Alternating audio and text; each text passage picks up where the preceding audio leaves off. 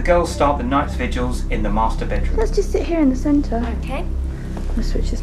I'll just... do you mind if I just take a quick photograph that way, so I know what I'm dealing with? If there's somebody in the room with us, and you can hear us, and if that was you that Alan has seen standing at the top of the stairs, anybody that's in here, could you please do something to let us know that you're here?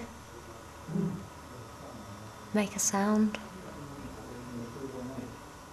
Doesn't appear to be a great deal going on in here. No, not really. What was that? Oh. See, we're on the upper bedroom. We come and join the girls. We've just done a little solar vigil. Did you hear that? What? Did you hear it? What? Someone go what? Al was talking over there. And there was a loud... And there was here, it was a... I thought it was you. No, it wasn't. I thought it was someone talking, but it was like here. It's like... Did you girls hear it? Alan picked up something there on Wednesday. Tap. Make a sound. Groaning sound. Footsteps. Just let us know you're here, come on. Oh, the last time it was in private hands, I think after that, then it was opened up as such, partitions that taken down, you know? Mm-hmm. And to try and make it look back as it would have been, you know? But I think for a long, long time, a lot of these upper areas were separate small rooms, bedrooms and, you know? I love this place, Anne of Cleves House in Sussex. It's lovely to go into a house where you've retained so much Tudor architecture and the panel beams, everything, absolutely incredible. Well, that's called Anne of Cleves House. That's actually a modern invention. It didn't come into being until 1910. Before that, it's called the Portrait House. As soon as you come in and under this beam here, same as the other day, it's like this. It's like this is an area all on its own between these beams, you know. And it's like the energy changes. Meeting room. Meeting room. What is? Meetings were held in here. Is it? So you're picking that clairvoyantly, That's or what you're saying. That's what I'm getting. Oh, meetings, right? Okay. It's like this was used for meetings. Well, the only way I can say that is as if it was like used as a courtroom. Courtroom. You know? Mm-hmm. People were brought in to face him here, or to answer to him. That's more. It's all making sense. Is it? Yeah. It does. It's like people were brought here in front of him. You know? To answer to him. It's like being tried in some way. I just Can can't. I say not legally, maybe? Maybe just No. because he was such a... Powerful. Yeah. Well, that's why perhaps I'm not getting the detail, and I can't Yeah. say it's a cult because No, it's no. not a cult. But he had the power, and like I said to you earlier, I feel he had the power of life and death over some people. One of the Verrill family, called Plumer Verrill, was an auctioneer. He lived in this house during the 19th century. In, I think, 1836, there was an avalanche, quite famous, and it fell onto the poorhouse. And Plumer, although he was very rich, very wealthy, quite powerful man, he went himself and pulled as many people as he could from the wreckage.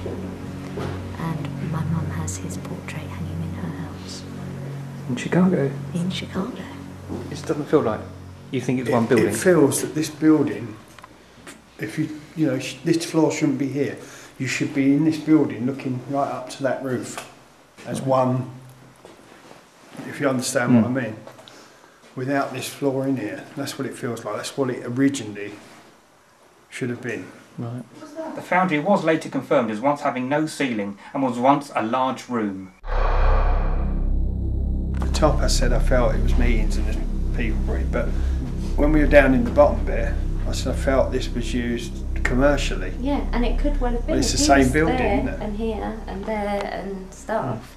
And Gina said they've got his gavel somewhere in the Right, building. It's yeah. in storage at the moment, but they have got it here. Yeah. We decided it was time for Mandy to explain to Alan her family's connection with the house and area. Well, first of all, when I first said to my mum what I was doing this weekend, and she said, "Oh, really, where are you going?" And I told her, she said, Oh my goodness, this was her husband's ancestral family home, and their name is the Verrill family, and they owned big parts of Lewes all through the 17th and 18th century, some before that, but they became really prominent in the 17th and 18th century. Yeah.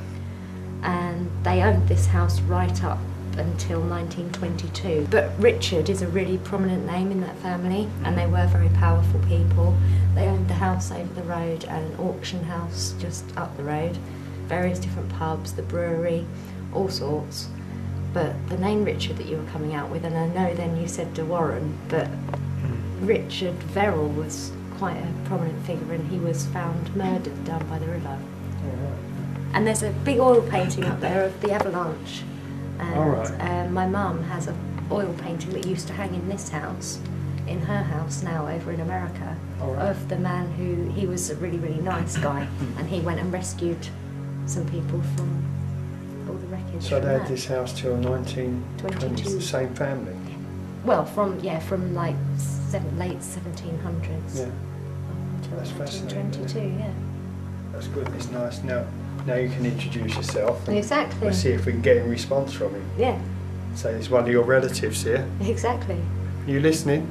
Come back up to the master bedroom for the last vigil of the night, see what happens here. We're going to try and in the tapestry room as well. I know that one of the ladies was called Mary. Are you listening around us? Mandy's stepfather is one of your ancestors. Can you please come and communicate with us? Come and say hello.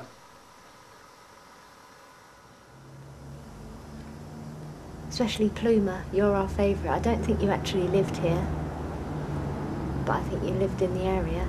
And Oh, traffic outside, isn't So can you please come in? Just say hello. it's such a sweet name, but it's really an unusual name. And I can't remember what it was now. It was a lady I saw at the stairs, at the top of the stairs up here, originally, when we were here Wednesday. And the man was the other side, but I don't feel that one or the other. I think they both just move around as they want. Yeah.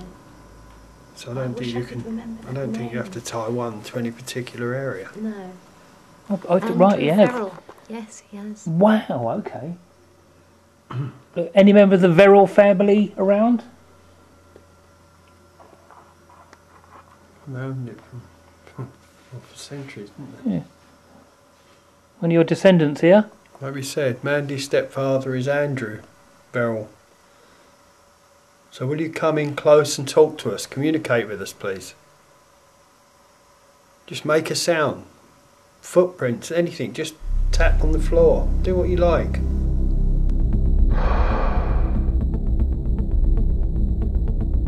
Our visit to Anne of Cleves House had been very interesting, not least for Mandy, who uncovered some aspects of the family history. Unfortunately, any potential evidence of paranormal activity was not forthcoming, and the lock-off DV equipment did not capture anything significant. Anne of Cleves House was still a fascinating location to explore, and under the management of Sussex Past, they have protected its heritage for generations in the future to enjoy.